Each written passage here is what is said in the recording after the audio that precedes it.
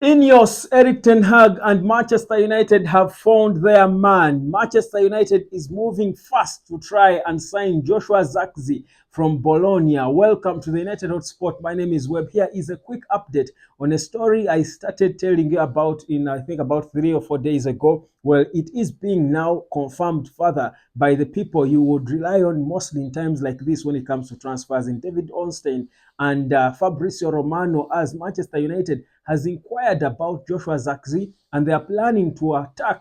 As they are saying, I told you days before that they are saying, whereas they know that this boy has probably told people around him that would love to stay in Italy and play for AC Milan, who are interested in him and are confident they will get him. Man United are trying to test his resolve, trying to go out there in that bidding war.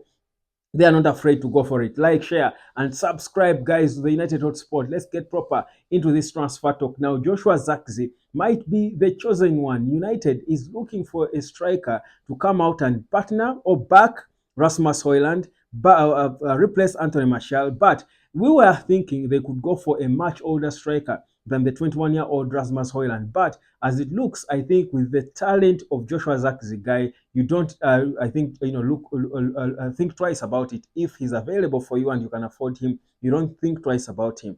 This boy is a different mold. In fact, his former coach at Bologna, who is now coach at Juventus, Thiago Motta, spoke about him and said there is no one like him. He has seen strikers, he's different. And I was saying the same thing about him. The way he carries the ball is so interesting. He brings life into the game of football, and you love to see it. And I had to say, to mention Ronaldo da Lima while I say him, because people will think I'm comparing him to Ronaldo da Lima, but I'm talking about the style at how he plays, how he carries the ball, how he steps over, how he enjoys himself when he's playing football. He's a rare breed that we have not seen in a long time for me. His style of football, he's not there yet in terms of how many goals, because in the last season at Bologna, he scored 11 goals in 34 games, assisted 4 times. But the most important thing is he was part of history, as his goals were part or integral to helping Bologna qualify for the Champions League for the first time in 60 years. So that's how important he was. And no wonder Thiago Motta says he's special. He's a different whole player altogether. Now, his story is interesting. He was at Bayern, of course, came through the ranks at Bayern. Bayern loaned him out there to Parma, and then later to Anderlecht in Belgium. And this is where I think he turned up, scoring about 16 goals in 38 games and becoming that top scorer. Then that is where Bologna saw him and bought him in 2022.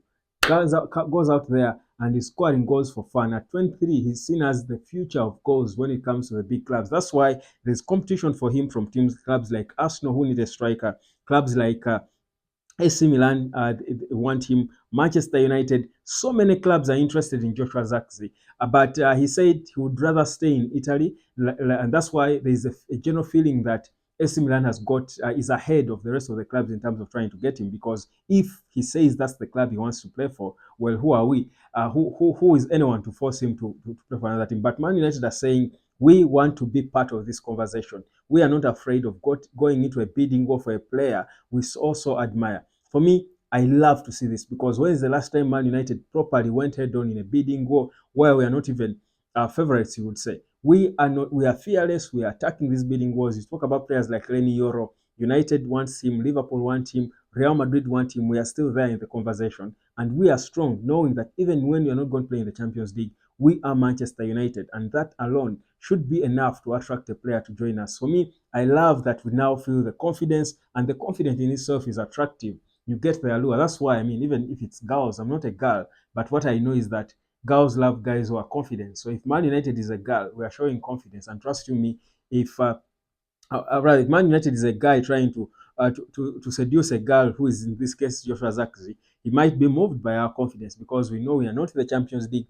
but we are still confident in who we are, and we are coming there to speak, to be part of this conversation. So it's a beautiful thing to see. Now, his price is the issue we would want to think about, because before he was priced at about 60 million or thereabout, but there seems to be an interesting possibility for Manchester United to get him for about 34, there about 34 million pounds or thereabout. I think it's only by the nature of his contract at Bologna apparently seems to suggest that if he's going to Bayern, they should pay over 60 million. but he can go to other clubs for about 34 million pounds. It was interesting how some of these contracts are structured, but that is according to what we get. But for me, and whereas I know that we needed a much more experienced striker to support Rasmus Højlund, honestly, there are not so many options. If we have a chance to get Zirkzee, that's clear, good, proper competition for Rasmus Højlund. They will develop together. They will indeed be fighting and competing and bringing life at the training ground. And Erik Ten Hag will love to see it. So for me,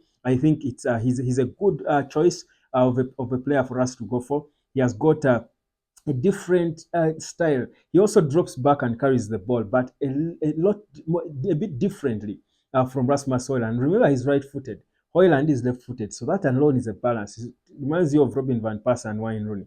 It's interesting for me to see that we are linked to this boy. I feel for me, we can move on from for now. We can put to hold our interest in Gerard Braithwaite because there were talks that we were contemplating taking back a bid for him. And let's wait for Mark Guehi from the Euros.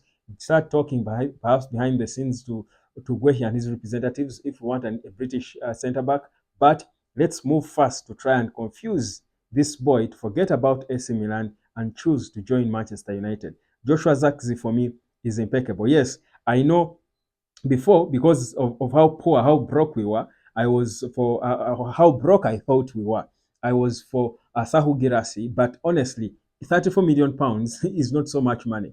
34 million pounds is not so much money. If we have it, and based on the deal, the offers we're trying to make for a bunch of mediocre players, certainly we must have it. We should pay it really for Joshua Zirkzee if he, in any case, allows to join us. I believe we can interest him in this project. I don't think he would fear Rasmus Højlund thinking when I go to Man United, I'm not going to be starting and stuff. I think that's a player who would want to take on head on in terms of competition. I think he would want to take on Rasmus Højlund head on in terms of competition for a start. So for me, it would be healthy to see. It would be good, and we would have a United again that would give us depth. You see, you look at one starting, and on the bench, you look at another striker who can come in and give you results. This is exactly what we lacked at Manchester United.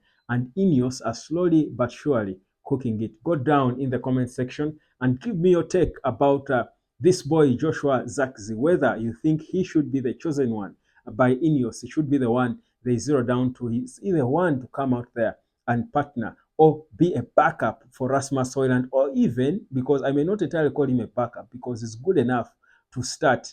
I don't think Højlund is way so far ahead of him. I think they are all developing players. Of course, Zirkzee is a little older and more experienced, perhaps in bigger teams, because he has played a little at Bayern, came through the ranks at Bayern, went to Parma, what do I call it, Parma? To Parma, and then, of course, Anderlecht and Bologna. So you think he has also been, made, he has a little bit, you can say, he has been tried and tested. So it will be a good, healthy competition to see. But we've got Arsenal and AC Milan, most importantly, to worry about. Do we have the upper hand? I think we can if we position ourselves right. Enjoy this boy with the Dutch national team. He's part of the team. Well, not the main guy, but he's there in the conversation. My name is Webb. This is the United of Sport. Like, share, and subscribe. I do remind you that the Premier League fixtures are out, and Man United will be having the last kick against Fulham on the 16th of August at Old Trafford. Then after that, we'll be going to take on Brighton and Hove Albion. So yeah, we should be in the mood now because even the fixture is out. Like, share, subscribe, and I'll catch you later.